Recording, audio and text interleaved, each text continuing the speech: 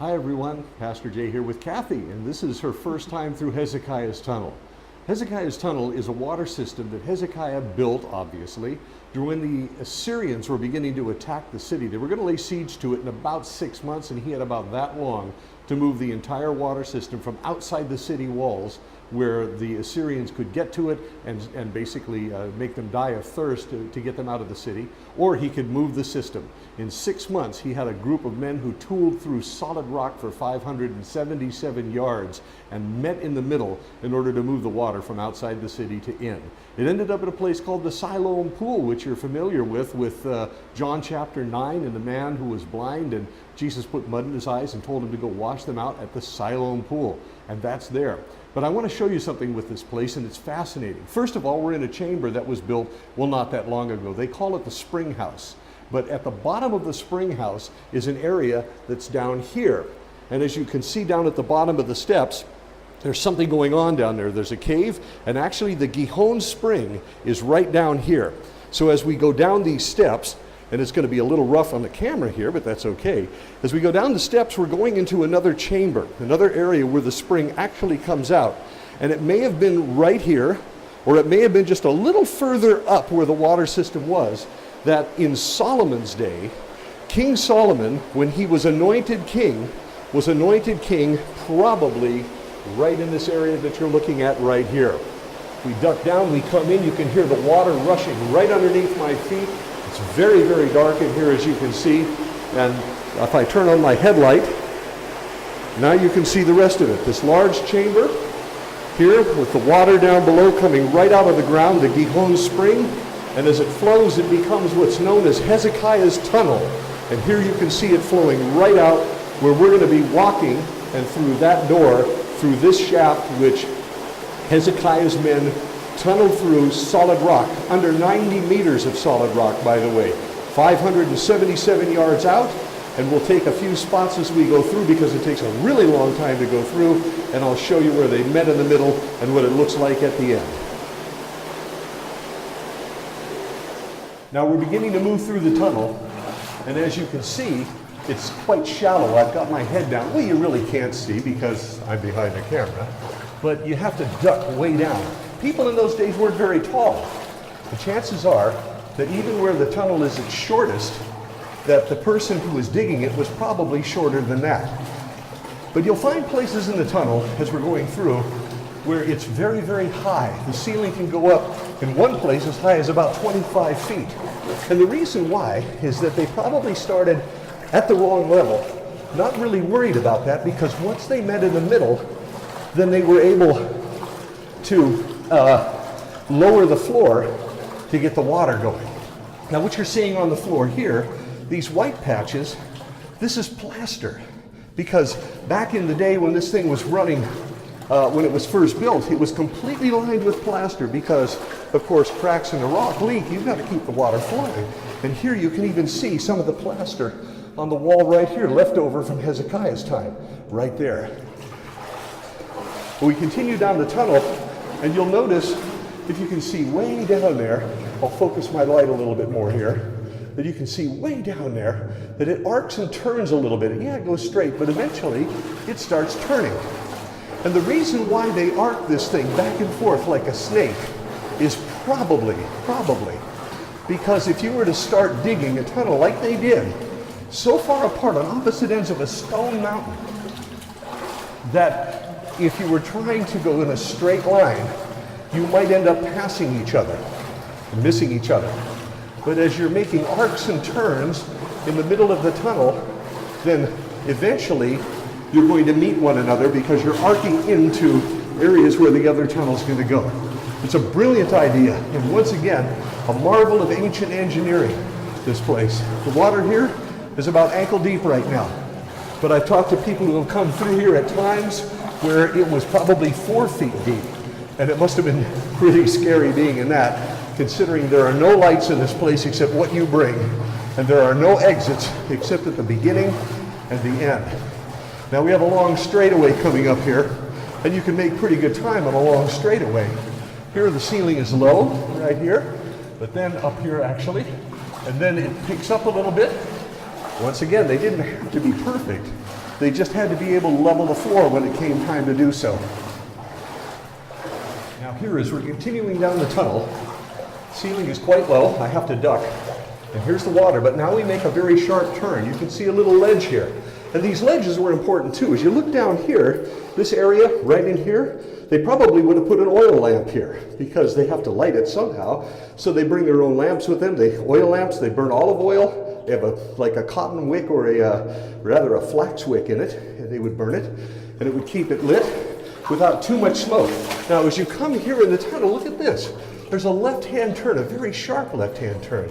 And the chisel marks are all going in one particular direction. As you go, you make the sharp left-hand turn, you travel down a little short area here, and you make another sharp left-hand turn, and you come down here just a little ways.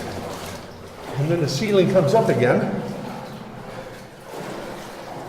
and on you go. Suddenly, it opens up a little bit more, makes a sharp right-hand turn right here, as you can tell. And you can see the chisel marks again. Another sharp left-hand turn. Now watch this. Here's the water down here. Here's the walls up here. And then you have this arch that's right here. If I step through the arch, and I'm going to look back, and you can see Kathy back here. Wave, hi Kathy, there she is. You see the arch here, and then it suddenly goes up right in here. This is where the two crews met. Now it happens to be that in this area here, they began to hear each other chiseling. And we know this because they made a plaque. They carved it right into the wall of the tunnel somewhere down here. And it would be in the wall, and it was in Hebrew, ancient. And they carved it in there saying that how they heard each other, they went towards the hammering, and finally they broke through and they met as brother to brother. That plaque is no longer in here during the Ottoman period, the late Ottoman period. It was discovered when this was rediscovered, and somebody chiseled it out and happened to take it over to the museum in Istanbul where it stays to this day. Right. So occasionally you'll even find a cave. If you look up here, this is a cave up in here that they discovered. It's natural. They just happened to be digging through, and there it was. And then they just kept right on going.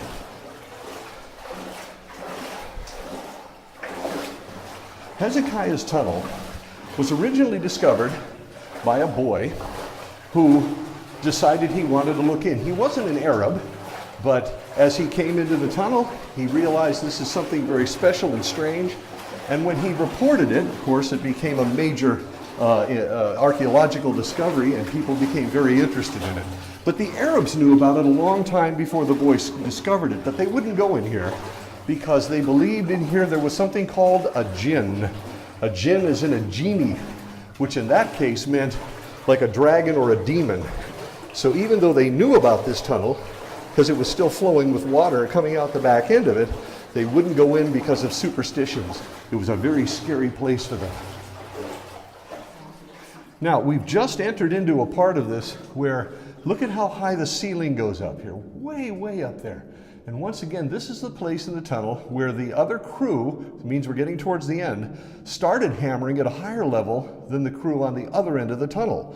So again, the tunnel started way up there. When they wanted the water to flow through, they just hammered out the floor until it became level enough for the water to flow right in this direction that we're headed right now, in towards the Siloam pool.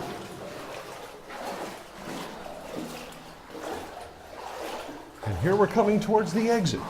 Now what we have here on the side of the wall, as you can see, is some sort of a placard. Now here it is. This placard right here is not the real thing. The real thing is in Istanbul in a museum. But this is an exact replica that's written here in ancient language, the Hebrew that they had then, and it tells the story from the viewpoint of the people who actually did this. They're the ones who carved it, how they met in the middle, how they heard each other talking and heard their tools, and how they hugged as brothers and got the water flowing. Here's another placard up on top here that kind of tells you what goes on. You're standing at the place where the Shiloh inscription, written approximately 2,700 years ago during the reign of King Hezekiah, was discovered. And as I said, it was chiseled off the wall by the Ottomans in the old days and taken to the museum in Istanbul where you can see it today. It's on display there. Of course, the Israelis would love to have it back, but they do cherish it there in Istanbul, and it's proudly displayed, and you can see it right there near Topkapi Palace. And then we continue.